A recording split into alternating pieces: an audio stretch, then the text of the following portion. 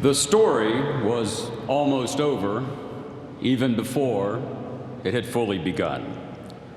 Shortly after dawn on Saturday, September 2nd, 1944, Lieutenant Junior Grade George Herbert Walker Bush, joined by two crewmates, took off from the USS San Jacinto to attack a radio tower on Chichijima. As they approached the target, the air was heavy with flak. The plane was hit. Smoke filled the cockpit. Flames raced across the wings. My God, Lieutenant Bush thought, this thing's gonna go down. Yet he kept the plane in its 35-degree dive, dropped his bombs, and then roared off out to sea, telling his crewmates to hit the silk. Following protocol, Lieutenant Bush turned the plane so they could bail out. Only then did Bush parachute from the cockpit. The wind propelled him backward, and he gashed his head on the tail of the plane as he flew through the sky. He plunged deep into the ocean, bobbed to the surface, and flopped onto a tiny raft. His head bleeding, his eyes burning, his mouth and throat raw from salt water. The future 41st President of the United States was alone. Sensing that his men had not made it, he was overcome.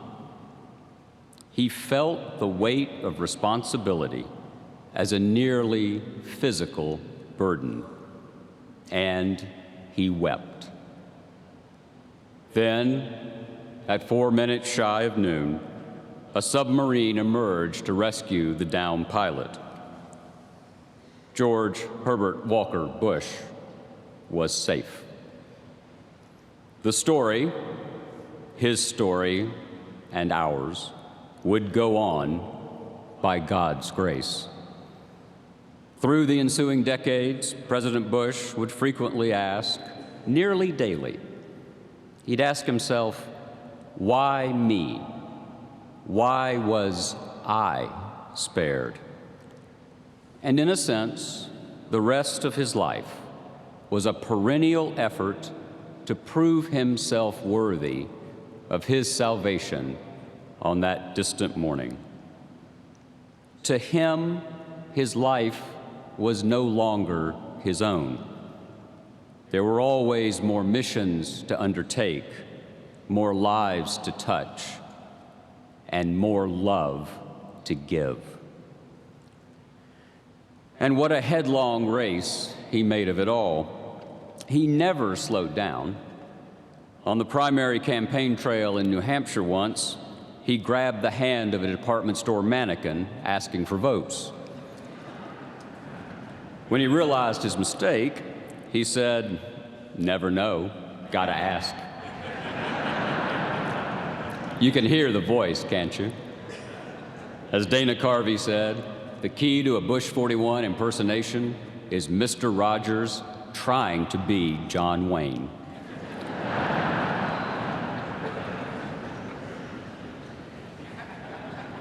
George Herbert Walker Bush was America's last great soldier statesman, a 20th century founding father. He governed with virtues that most closely resemble those of Washington and of Adams, of TR and of FDR, of Truman and of Eisenhower, of men who believed in causes larger than themselves. 6'2", handsome, dominant in person, President Bush spoke with those big, strong hands, making fists to underscore points. A master of what Franklin Roosevelt called the science of human relationships. He believed that to whom much was given, much is expected. And because life gave him so much, he gave back again and again and again. He stood in the breach in the Cold War against totalitarianism. He stood in the breach in Washington against unthinking partisanship. He stood in the breach against tyranny and discrimination, and on his watch, a wall fell in Berlin.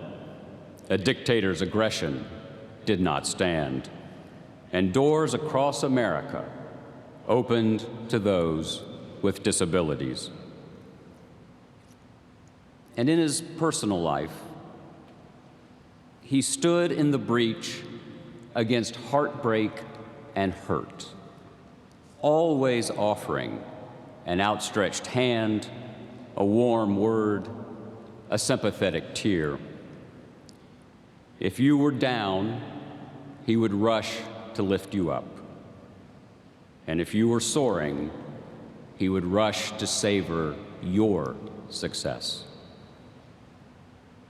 Strong and gracious, comforting and charming, loving and loyal, he was our shield in danger's hour. Now, of course, there was ambition too, loads of that.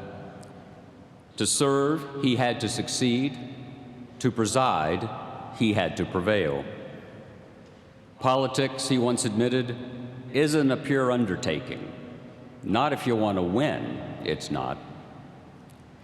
An imperfect man, he left us a more perfect union. It must be said that for a keenly intelligent statesman of stirring, almost unparalleled private eloquence, public speaking was not exactly a strong suit. Fluency in English, President Bush once remarked, is something that I'm often not accused of. Looking ahead to the '88 election, he observed, inarguably, it's no exaggeration to say that the undecideds could go one way or the other. And late in his presidency, he allowed that we're enjoying sluggish times, but we're not enjoying them very much. His tongue may have run amok at moments, but his heart was steadfast. His life code, as he said, was tell the truth, don't blame people, be strong, do your best, try hard, forgive, stay the course. And that was and is the most American of creeds. Abraham Lincoln's better angels of our nature and George H.W. Bush's 1,000 points of light are companion verses in America's national hymn. For Lincoln and Bush both called on us to choose the right over the convenient, to hope rather than to fear, and to heed not our worst impulses, but our best instincts. In this work, he had the most wonderful of allies in Barbara Pierce Bush, his wife of 73 years. He called her Bar, the Silver Fox, and, when the situation warranted, the Enforcer.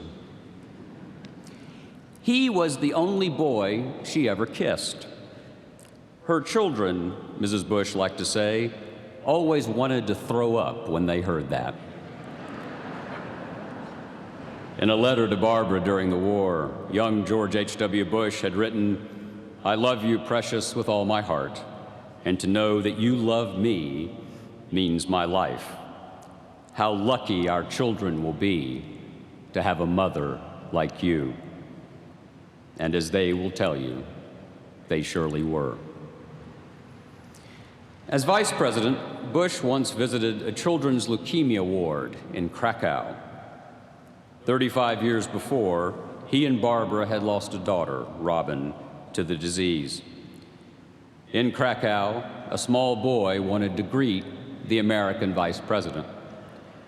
Learning that the child was sick with the cancer that had taken Robin, Bush began to cry. To his diary later that day, the vice president said this: "My eyes flooded with tears, and behind me was a bank of television cameras. And I thought, I can't turn around. I can't dissolve because of personal tragedy in the face of the nurses that give of themselves every day.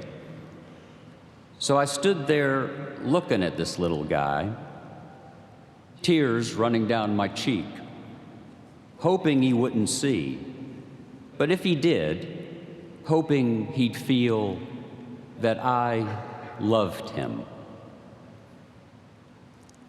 That was the real George H.W. Bush, a loving man with a big, vibrant, all-enveloping heart. And so we ask, as we commend his soul to God, and as he did, why him? Why was he spared? The workings of providence are mysterious, but this much is clear. The George Herbert Walker Bush, who survived that fiery fall into the waters of the Pacific 3/4 of a century ago, made our lives and the lives of nations freer, better, warmer, and nobler. That was his mission. That was his heartbeat.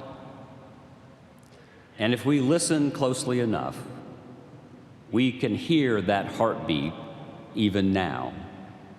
For it's the heartbeat of a lion who not only led us, but who loved us. That's why him. That's why he was spared.